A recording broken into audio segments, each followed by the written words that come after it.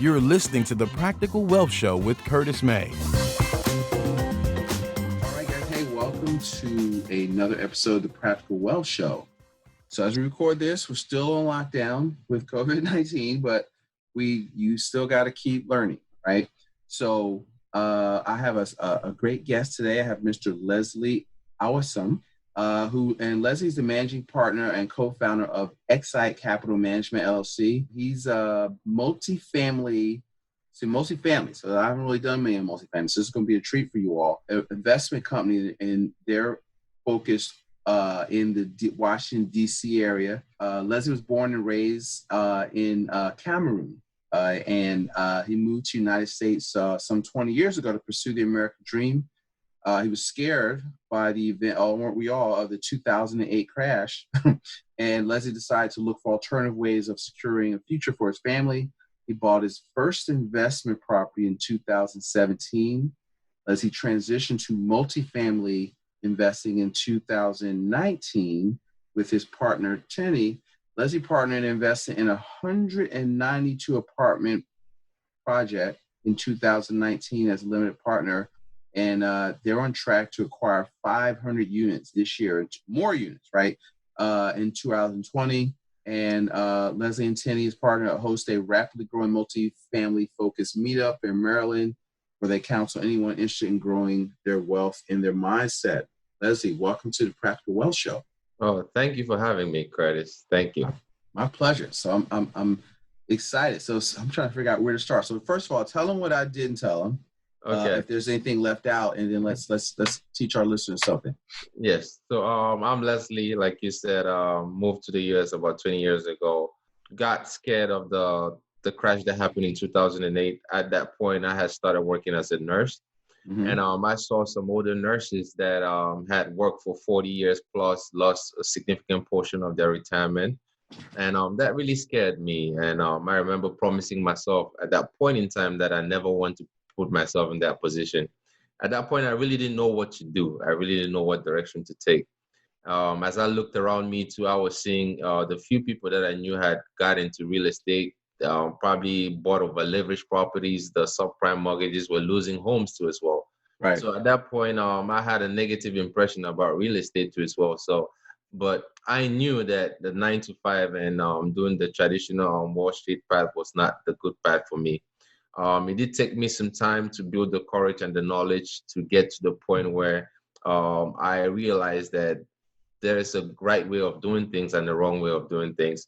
So took the plunge and did things the right way, got the education, started investing in real estate, did single families from 2017. Then 2019, I met my partner and we put our forces together and transitioned to multifamily, which is what we focus on right now. We're based in D.C. here, but our markets are in the southeast of the United States. Okay, like southeast. Yes, we in Charlotte, North Carolina. Okay, okay, that's what I'm thinking. Okay, Atlanta, Georgia. Yes, sir. That is fantastic. So, let's start from the beginning. So you were working, had a good job, quote unquote, right? What did you started your educational journey to get you starting to learn, here's what I do, and then what was the time you started thinking about it to the time till you pulled the trigger on something? So it took a while.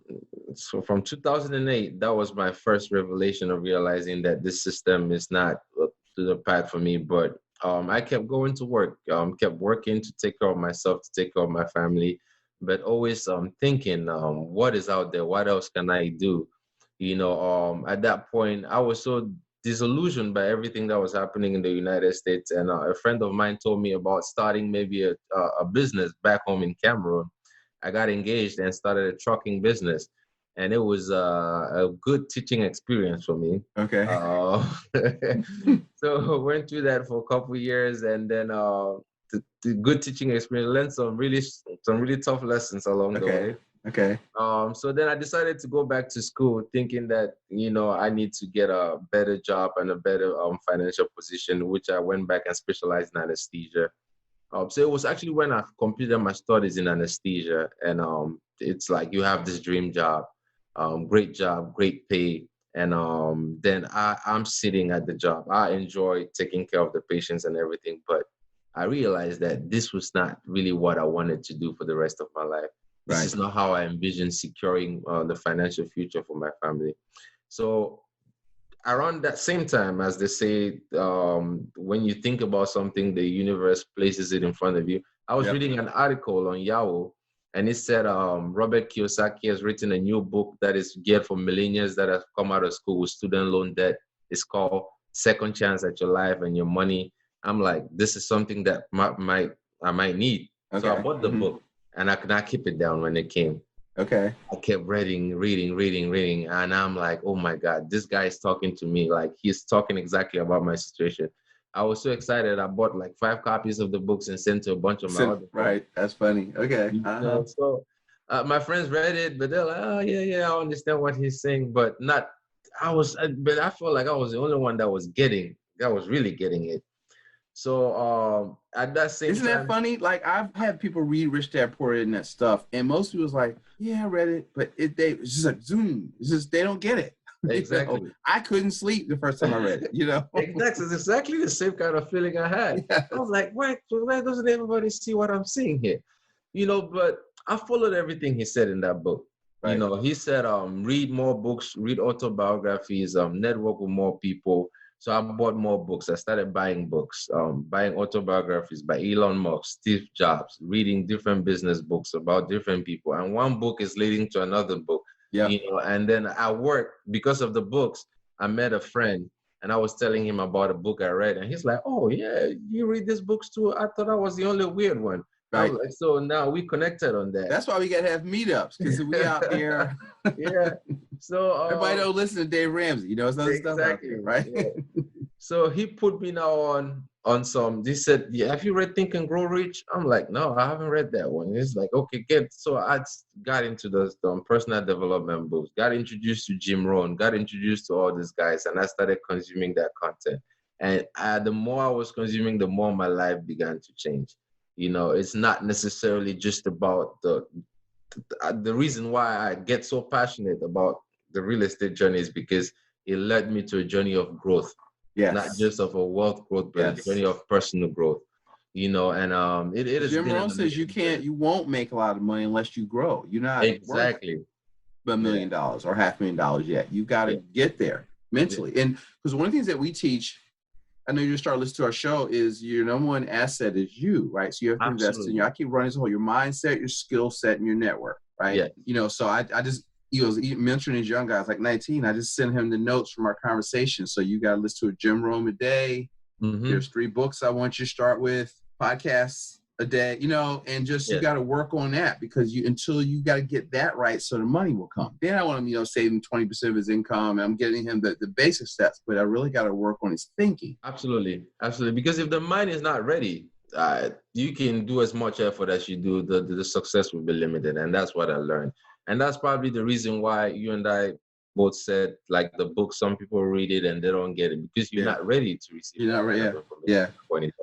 That's cool. So now let's transition into, so you started buying in 2017 single family. So were you buying them, fixing them, and holding them? Were you telling them about that, like with your schedule? Because see, what I want you to do, so this is all part-time for him. I want y'all to hear that. I don't know if y'all missed that part. He still works, right? He still works. Yes. That's the word, full time, yes. So in 2017, one of the realtors brought this interesting property to us, an estate sale.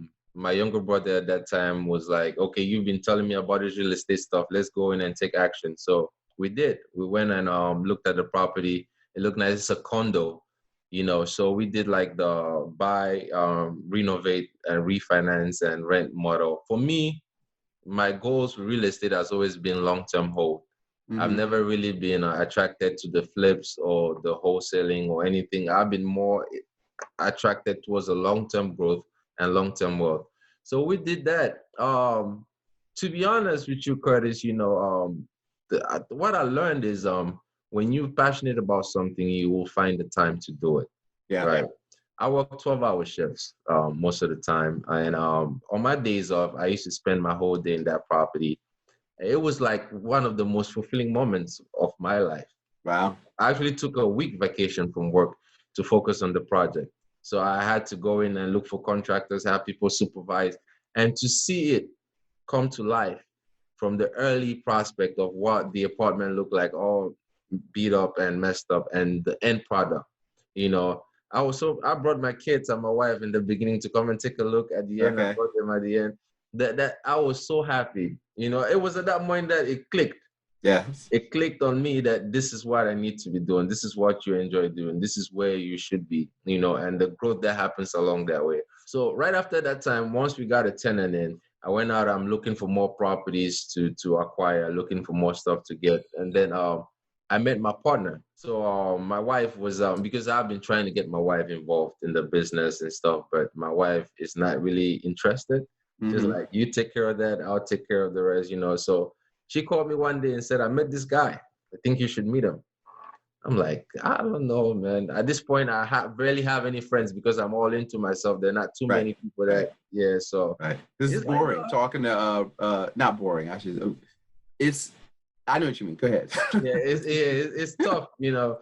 So she's like, I think you should meet him. I think you guys would connect. It's like, what is it? It's like the guy, he does insurance. I'm like, I'm tired of this insurance people. I don't want to see any. He's like, no. She insisted. So I said, okay, since you're insisting, I'll meet this person. So he came and we started talking. And at that time, we were reading exactly the same book at that point in time. We had the same philosophies about mindset growth, about personal development and everything. Right. I was like, this guy's interesting. So we started meeting and playing the board game Cash Flow by Robert Kiyosaki. Every Friday we'll meet and talk business, play that game. And then so we realized that our philosophies were similar. Told him I was doing real estate. He's like, okay, I've been doing financial services and my goal has always been to invest in real estate with some of the cash flow that I developed. So why don't we partner up together and start doing things? I said, yeah, let's do it. So we partnered up, started our company, Xsite Capital. My initial goal was just to get into real estate, find the area that matches with us, and then we focus on it. So at that point, we were going to networking events, looking at different stuff, looking at wholesaling, looking at flipping, then looked at residential assisted living, and we came across multifamily, and it clicked. Everything about the multifamily space clicked for what we were looking for, the growth that you acquire when you go on that journey. So we dug down deep and invested our time and effort into multifamily investing. So let's talk about that, because I know people talk about it. So your first property, was it 192 unit complex? That was your first property? Yes. Because I guess the numbers are the same. It's just more zeros, but the work's the same. Yeah. So the number. No, this is a thing. It is a team sport. Okay. Right. So this is not something that to really grow in this business, you got to build a huge network. So for the 192 doors, we have been truly blessed along this journey to meet some really amazing people. Our advisors brought us in on that deal. They gave us the opportunity to be part of the deal, which we jumped on. It's $192 in Marietta, Georgia, a great asset, great producing asset, which we invested our own money into as well. So again, you just don't know what will happen once you step into this journey. Right. So I know people hear the numbers and they get really scared, but it's just about taking that step and the next step and the next step, and the opportunities will come. Yeah. I think that, I'm going to make an assumption, but you probably are a pretty good saver out of your job income. Yeah, I learned to save a good portion of my income. And it's not something that I'm very great at, but I had to be disciplined to do, because I read The Richest Man in Babylon and talked about, saving all you earn is yours to keep. That's right. Exactly. Yeah. So I it's not something that I was good at before. I wasn't a good saver, but I had to discipline myself to do that, because that is the only way that I could be able to invest more in myself. Yeah, well, in yourself, and then also because what does it say? The only way to invest, he saves 10, I say 15, and then so this. I was just on the phone and said, "What do you do?" I teach. Really, what I do as a financial advisor, I teach chapter 2. right? Part of all you earn is yours to keep. Yeah. Budget thy expenses. That's managed cash flow. Make your goal multiply. So from your savings, you and your partner, and using other people's money, I'm sure, but basically you leverage that money to buy into that assets that's generating cash flow, right? Yes. But if you don't, it starts with, here's what people don't get. It starts with savings. Okay. You're saving not just to be saving, you're saving to have money for emergencies, and then you're saving to do what Leslie just did, right? Yes. And then do it again. I don't know if this will help somebody else that was probably in the same position that I was in, because the savings to me, just saving money just to save without a purpose, to me was something that was difficult to do. Yeah. But once I figured out that this is the goal, this is where I'm getting to, this is the money I'm saving to invest to grow more, then it became easier for me to keep doing that, because the hoarding mentality of like, it doesn't really appeal to me. For me, it's about growing and moving. Yes. Right, because Kiyosaki says savers are losers, right? Exactly. But see, the verb is really, so the better word. I like, what's the you read the 10X rules. What's that? Grant Cardone. Yes. I don't know if he says it in that book, but he calls it. I call it storage. Like, you have to have storage, and so that when you find something, you have the money, to do the deals, and then you save part of the new money, and then you So you bought, was it a syndication that y'all bought into? Okay. Syndication, yes. So let's talk about the meetup, and then and then go into the next one that you all did, because see, that's a great way to invest, because you both have your professions, but if you make good money, you can save it. That's a good way to get into the game. Absolutely. With experienced operators. Let's talk about your thought process on that, because I think people don't get that. They think they have to be Superman. That's the thing. That's one of the things that excited me about multifamily, because like I said, I work with a lot of professionals that all we've been taught about is you save your money for retirement, put it in a 401k. The market is crashing, just leave it in there, keep adding money in there. It's going to average out all this stuff. Just crazy. So when I started to learn that these alternative vehicles of investment are available for us out there that could actually produce at a higher rate, higher rate, double-digit returns than the stock market, that are more stable than the stock market. Yep. And you could really grow over time. And cash flow. And you get cash flow, so that lowers your risk because you get your money back. Exactly. I had to slap myself, man. I'm like, how did I not know about this earlier on? But they say you don't know what you don't know. It's a great way. Not everybody. Which goes back to the network, because it's not, you're not going to see it on TV. You're not going to hear it from a typical financial advisor, because they either can't talk about it or they don't get paid to talk about it. And a lot of times, quite frankly, they don't know, because you're only allowed. I was a registered rep for 15 years. I didn't even know it existed. With Rich Dad Poor Dad let me know, wait, what he's talking about and what I do are different. I'm not doing this, and I like this way better. And that started me on a search. I was like, wait, what? I'm doing something wrong here. And again, even now, when I sit and talk to people about it, they look at me with the sense of skepticism, like, are you really sure this really exists?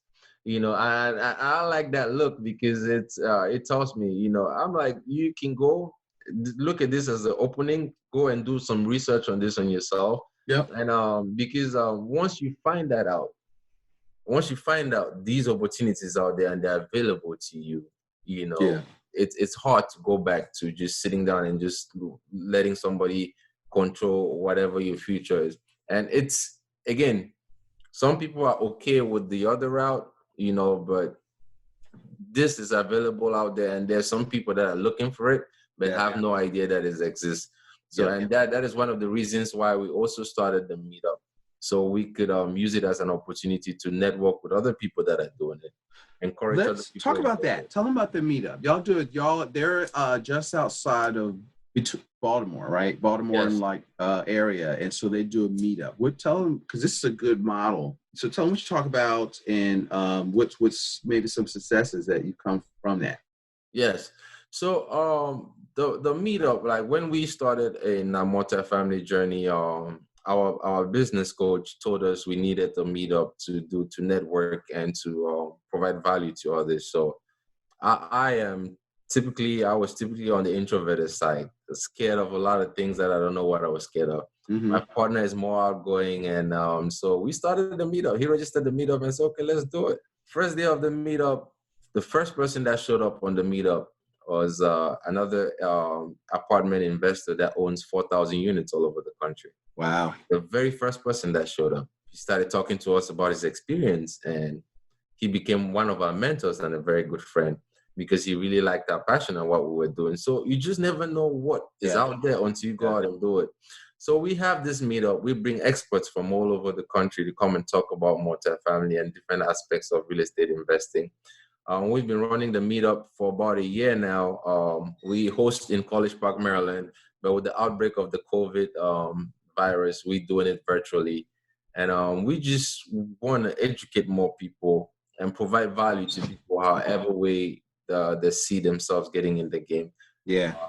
Because we think this is a great opportunity for people to take advantage of, especially now with everything that's happening. There are going to be plenty of opportunities coming on down the line. So we are aggressively out there teaching people and getting this exposed to many more people in our community. Wow. That's awesome. Good for you. I mean, because I was off the phone with, part of it, when you do the meetup, you do like we meet a podcast, it's an excuse to meet great people. Yeah. And, usually when I do a show, I got like 2 pages of notes. It's like free consulting, and so that is good. So tell us about some common mistakes that people make when they are getting started with multifamily that maybe y'all experienced or that you found. So one very common mistake they make is, and I think this is preached around in real estate circles a lot. It says, find the deal, the money will come. That may be true, but it's not true in every instance. In a game like in a business like multifamily investing, it's important to start building your network early on, to start talking to more people about investing, and start talking to more people about these opportunities available out there. Because once you have a deal, once you build a broker relationship and you have a deal, the broker expects you to close. Your integrity is on the line. You don't want to get a deal, then start looking around. You might not find the investor at that point in time, and you have to walk away, which is not good. So that is one key lesson that we learned earlier on in our journey. And the other mistake people make is wanting to get in and not willing to, thinking you can get in with no money at all.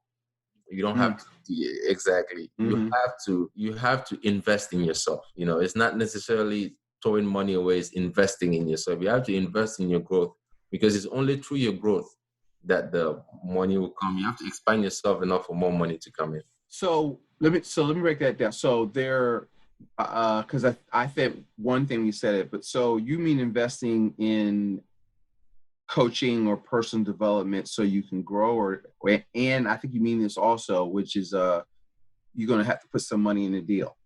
Absolutely. Yeah. Okay. And multifamily, it takes a lot to put a deal together. From doing the due diligence, building your packages and all that stuff. It costs money to put it. You have to invest in your business to see it grow. So are you all running the syndications now? Yeah.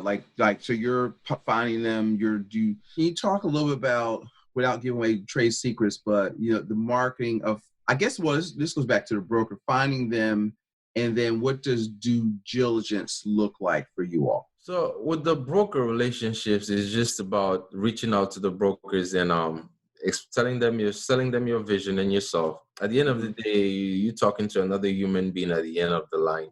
And it's just about building a relationship, a genuine relationship with someone. And it's not easy, because there are a lot of people out there that are trying to reach out to the brokers, and the brokers don't want someone that is wasting their time. Because if the brokers hold the key to the deals. They have relationships with a lot of these owners that they've built over time for a very long time. So the last thing they want to do is to bring a deal to you and realize that you cannot close at the end. So the key for us is just being very honest, being very open, And we've been fortunate to have some strong brokers in our markets that we work with on a consistent basis. Mm-hmm. So, and also working with maybe like an advisor or leveraging the experience of an advisor as someone in your network that could help you in building those relationships. So through syndications, y'all are raising private capital to. Yes. Okay. Mm-hmm. Yes.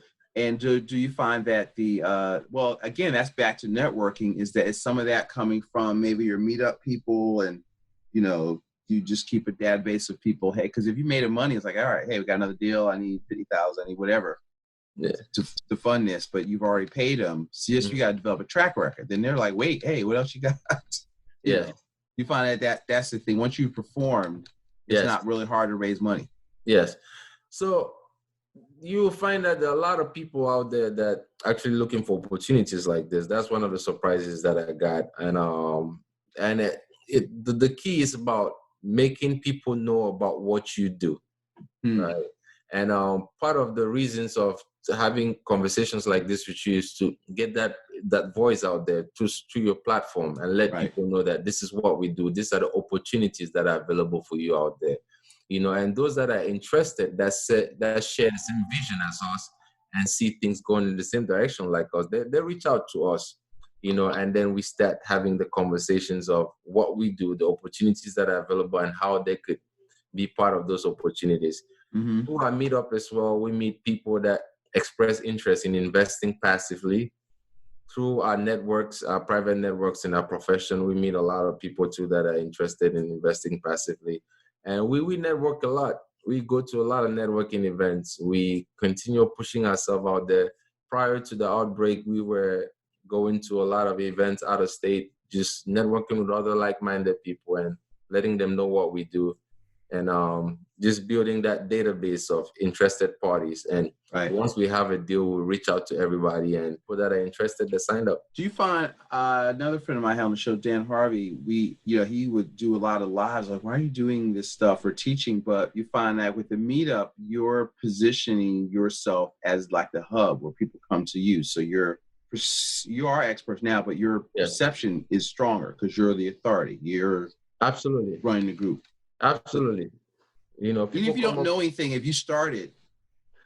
The thing is, when we didn't know much when we started, but that encourages you to push forward and learn something to be able to put it out to the other people. Yeah. And you could leverage the expertise of other people, so we brought brokers, property managers that have a ton of experience and that want to talk to other people, let other people know what they're doing. Right. You're giving them a platform. Exactly. Yeah. So it's all about cultivating win-win relationships, building networks with other individuals that are in the same space as you. So yes. I wanted to kind of squeeze this in. So as we are recording this, we're in the COVID stuff, and you told me that some of the stuff that you do, because he's on the front lines, he's in the medical field. So what have you learned? Because one of the things I was talking about, I was journaling. What lessons have I learned through this that I wasn't even prepared for? I could be prepared better for. Yes. Because if it's not this, it's going to be something. Absolutely. What advice do you have, or what lessons are you learning? Are people still doing deals? Are you still working? What's going on? Yeah. So for us, as on the deal side, we are on a pause as far as looking for deals, waiting for everything to settle into the market and see how things go, and then we'll keep pursuing at this. So for right now, our focus is maintaining our relationships, reaching out to everybody in our network, and just checking on people, making sure they're okay, because this is a serious thing, and it might, if you lose an investor, if somebody is dead, they're not an investor anymore. Right. So, and at the end of the day, it's about building strong relationships, not just looking for a deal. So we want to make sure everybody in our network is okay. And you did ask how I'm coping with everything. And I wanted to share what being a real estate investor has done for me as on the professional side.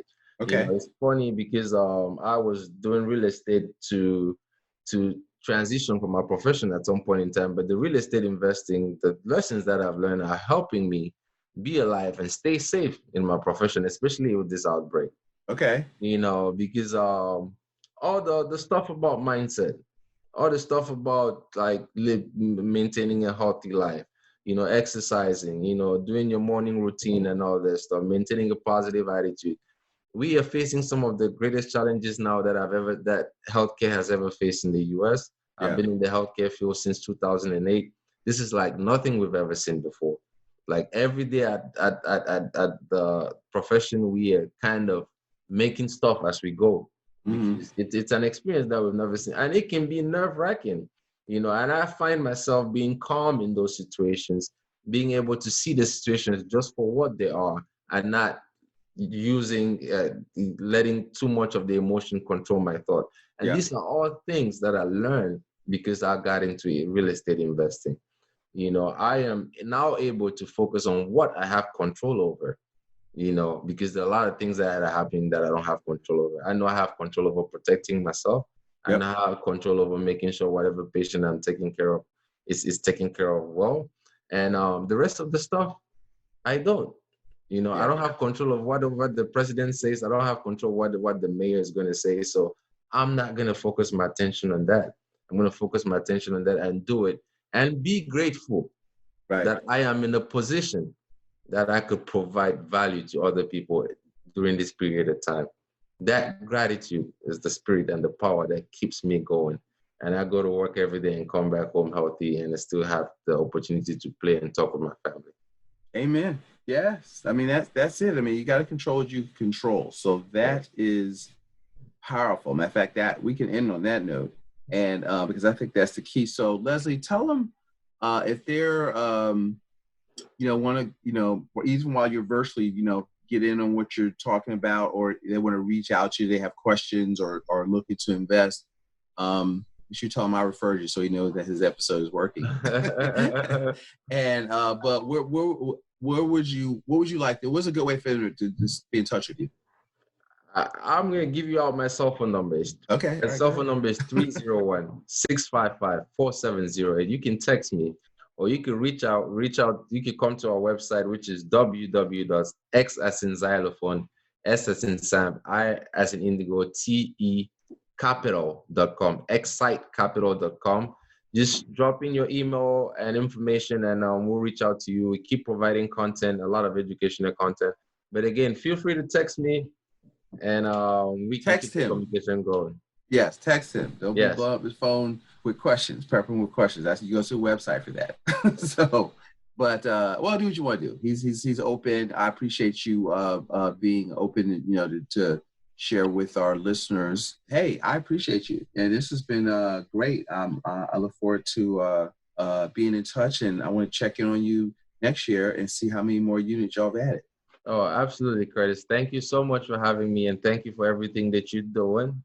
We truly appreciate the knowledge that you're putting out there. I listen to you, and I'm going to keep listening to you. All right. Good stuff. Listen, like, and share. Yes, sir. So, share and leave a review. All right, guys. Thanks for listening to another episode of the Practical Wealth Show.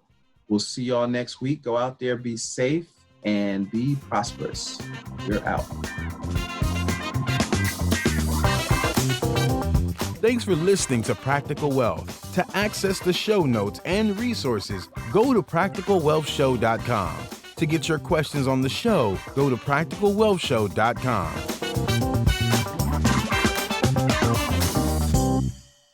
This show is for entertainment purposes only. Before you make any investment decisions, consult a professional. This show is copyrighted by Practical Wealth. Written permission must be granted before